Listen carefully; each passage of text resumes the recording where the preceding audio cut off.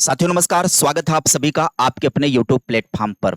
बहुत दिनों से आप लोगों की डिमांड थी सर यूरी ब्रोफेन ब्रेनर का एक पारिस्थितिकी सिद्धांत है, उसके विषय में समझा दीजिए। इकोलॉजिकल सिस्टम जो है उसके बारे में बता दीजिए। कई बार सवाल इसके निकल जाते हैं। ये सवाल आउट ऑफ सिलेबस नहीं है, ये सवाल सिलेबस के पार्ट में आता है क्योंकि जब बच्चों के विकास के लिए उसके वातावरण का अध्ययन किया जाता है, तो इस वातावरण के अध्ययन को इसके अंतर्गत शामिल किया जाता है। यूरी ब्रोफेन ब्रेनर का पारिस्थितिक तंत्र का सिद्धांत यानी इकोलॉजिकल सिस्टम जो है 10 मिनट के अंदर इकोलॉजिकल सिस्टम के बारे में बता देंगे कि कितने प्रकार का होता है और ये बच्चे के विकास में कैसे प्रभाव डालता है, कौन से तंत्र के अंतर्गत कौन सा आता है, यही सवाल आपके परीक्षा में पूछा जाता है। आइए सेशन का शुभारंभ करते हैं हम सभी लोग। ये है ब्रोफेन ब्रेनर का पारिस्थितिक तंत्र का सिद्धांत। बच्चे के चारों तरफ कौन सा एनवायरनमेंट है उसको इन्होंने डिवाइड किया है और ये बहुत ही महत्वपूर्ण है। सिद्धांत की मूल अवधारणा की बात करें तो प्रतिपादक हो जाएंगे यूरी ब्रोफेन ब्रेनर, रूसी है ना, अमेरिकी मनोवैज्ञानिक। रूसी अमेरिकी का मतलब है रूस के थे, अमेरिका में इन्होंने प्रयोग अपना किया था और अपना सिद्धांत दिया था। सिद्धांत का नाम है पारिस्थितिक तंत्र का सिद्धांत, इकोलॉजिकल सिस्टम थ्योरी। जैव पारिस्थितिकी मॉडल भी इसको बोला जाता है, बायो इकोलॉजिकल मॉडल भी इसको कहा जाता है। अब आगे समझिएगा, मूल दर्शन समझिएगा। ब्रोफेन ब्रेनर का मानना था कि बच्चे का विकास शून्य में नहीं होता है। बच्चे का विकास शून्य में नहीं होता है मतलब उसके चारों तरफ यदि परिवेश ना हो तो उसका विकास नहीं होगा, उसके लिए परिवेश की आवश्यकता ही होती है। सिद्धांत की मूल अवधारणा की बात करें तो बच्चे के विकास पर उसके आसपास के पर्यावरण और उसके अपने सोसाइटी का सीधा और गहरा प्रभाव पड़ता है। अब यही आसपास के पर्यावरण को इन्होंने डिवाइड किया है। पहले डिवाइडेशन पर चलने से पहले कुछ और चीजें बता दें। इन्होंने कहा बाई डायरेक्शनल इन्फ्लुएंस होता है, मतलब बच्चा केवल पर्यावरण से प्रभावित नहीं होता है बल्कि वह अपने पर्यावरण को भी प्रभावित करता है। मतलब बच्चा खाली पर्यावरण से प्रभावित ही नहीं होता है, वह पर्यावरण को प्रभावित भी करता है। तो यहाँ पर जो संबंध होता है वो कैसा होता है, बाई डायरेक्शनल होता है। समाज बच्चे को प्रभावित करेगा, बच्चा समाज को प्रभावित करेगा। यानी माता पिता बच्चे के नजरिए मूल दृष्टिकोण को बदलेंगे तो बच्चे के अनुसार माता पिता भी बदलते हैं। आगे समझिएगा, यानी माता पिता बच्चे को बदलते हैं और बच्चा अपने माता पिता की आदतों को बदल देता है। ये है इस सिद्धांत के अंदर। इस सिद्धांत के अंदर जो बालक है, बालक के चारों तरफ जो 5 अलग अलग मंडल होते हैं, यानी ब्रोफेन ब्रेनर ने बच्चे के आसपास के पर्यावरण को 5 अलग अलग मंडलों में डिवाइड किया है, जिसमें माइक्रो सिस्टम होता है, मेसो सिस्टम होता है, एक्सो सिस्टम होता है, मैक्रो सिस्टम होता है, क्रोनो सिस्टम होता है। आगे इनके विषय में हम एक एक करके जानकारी हासिल करने चल रहे हैं।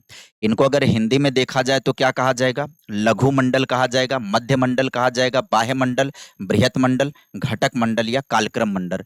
ये नाम बड़ा कंफ्यूज करते हैं, है ना, नाम बहुत कंफ्यूज करता है। ये इस सिद्धांत का इंपॉर्टेंस इसी बात पर है कि इसके नाम बड़े कंफ्यूजिंग होते हैं, उसको आपको सीखना होगा। देखिए ध्यान से, सबसे पहला जो होता है लघु मंडल, इसको इंग्लिश में माइक्रो सिस्टम कहेंगे। माइक्रो सिस्टम कैसे लिखा जाएगा इस बात को ध्यान दीजिएगा, क्योंकि माइक्रो मैक्रो अभी नाम मिलेगा वो कंफ्यूज करेगा। इसके अंतर्गत कौन आते हैं, बच्चे के सबसे करीब के लोग आते हैं, डायरेक्ट वातावरण जो बच्चे का होता है। सवाल पूछता है कि माइक्रो सिस्टम के अंतर्गत कौन लोग आते हैं, तो जो बच्चे के बिल्कुल करीब होते हैं, डायरेक्ट जो प्रभावित करने वाले लोग होते हैं वो इसके अंतर्गत आते हैं।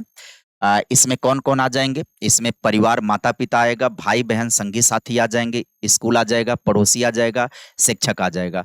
तो इस यही सवाल बनता है ना, इसमें से कोई भी पूछ लेगा, ये पूछेगा कि बच्चे के माइक्रो सिस्टम के अंतर्गत या परिवार या स्कूल कौन से मंडल के अंतर्गत आएगा, तो ध्यान दीजिएगा माइक्रो सिस्टम के अंतर्गत आएगा जिनका बच्चे के ऊपर डायरेक्ट प्रभाव पड़ता है। तो ये उदाहरण आपके दिमाग में होना चाहिए, मैं इतना कह रहा हूं। आगे आप समझिएगा, लघु सत्तरी यानी कि एक होता है माइक्रो सिस्टम।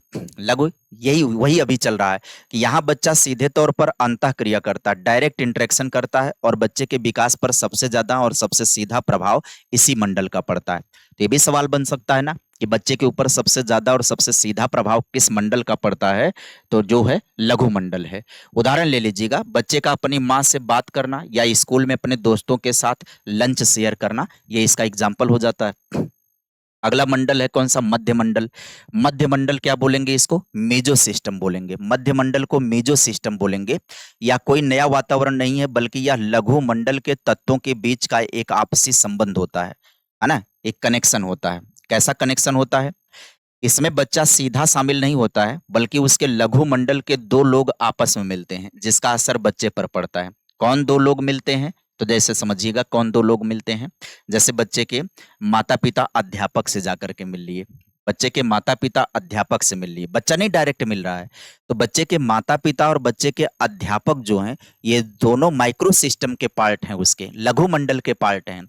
लघु मंडल के जब 2 लोग आपस में मिलते हैं, तो वो मध्य मंडल बनता है, मेजो सिस्टम बनता है, जो होता बच्चे के विकास के लिए ही है, लेकिन डायरेक्ट बच्चा नहीं शामिल होता है। ये लोग आपस में डिस्कस करते हैं, लेकिन केंद्र में कौन होगा? बच्चा, यानी उसी के विकास को ध्यान में रख करके ये दोनों आपस में चर्चाएं करते हैं। समझ में आ गई बात? अगला मंडल देखिएगा, इसी में आगे समझिए।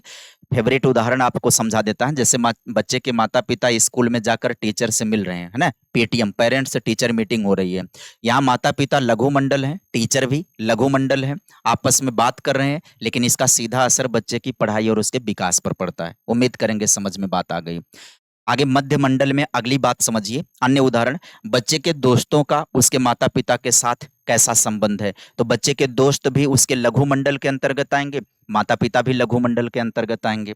अब अगली बात पर चलिए, बाह्य मंडल को समझिए। एक्सो सिस्टम, यानी ये वो सामाजिक ढांचा है जिसमें बच्चा प्रत्यक्ष रूप से शामिल नहीं होता है, लेकिन यहाँ होने वाली घटनाओं का बच्चे पर गहरा प्रभाव पड़ता है। जैसे वायुमंडल में कौन-कौन से शामिल हैं? जैसे माता-पिता का कार्यस्थल, वर्क प्लेस, माता-पिता जहाँ पर कार्य कर रहे हैं। ट्रांसफ़र, है ना? अच्छा ध्यान दीजिएगा, बच्चे के माता-पिता में से ही यदि कोई अध्यापक है और बच्चे के उसी विद्यालय में पढ़ा रहा है, तो वो लघु मंडल में ही रहेगा। समझ रहे हैं बात को? ट्रांसफ़र हो गया, मीडिया, स्थानीय सरकार हो गया, स्वास्थ्य सेवाएँ हो गईं।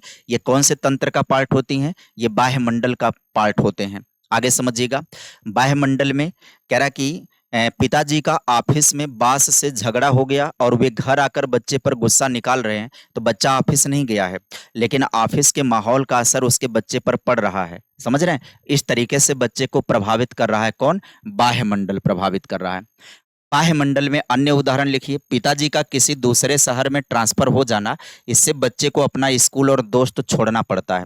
तो डायरेक्ट बच्चे का ट्रांसफर नहीं हो रहा है, पिताजी का ट्रांसफर हो रहा है, लेकिन पिताजी के ट्रांसफर का प्रभाव बच्चे पर पड़ेगा, क्योंकि उसका परिवेश बदल जाएगा।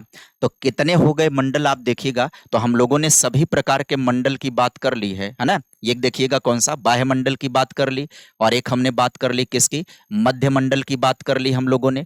एक हम लोगों ने लघु मंडल की बात कर ली है ना, लघु मंडल की बात कर ली है। तो यहाँ पर हम लोगों ने जितने भी मंडल हैं, सबके मंडल की बात कर ली है। देखिए, लघु मंडल, मध्य मंडल और बाह्य मंडल की बात कर लिए। अब बृहद मंडल कौन सा हो जाएगा भाई? और ये कौन सा हो जाएगा? घटक, यानी कि कालक्रम मंडल कौन सा हो जाएगा?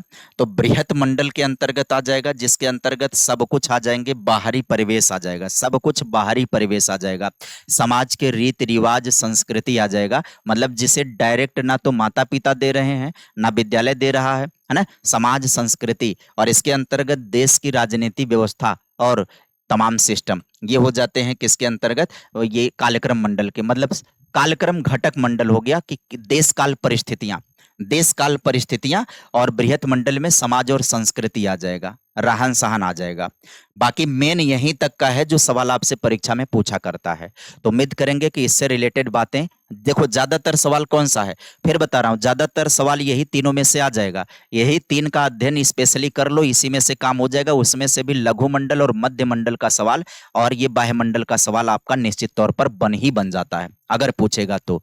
उम्मीद करेंगे कि आपको पूरी बातें समझ में आ गई होंगी, और इतने से ही आपका ये जो है ब्रोफेन ब्रेनर वाला सिद्धांत क्लियर हो जाता है। मिलेंगे फिर किसी नई वीडियो में नई जानकारी के साथ।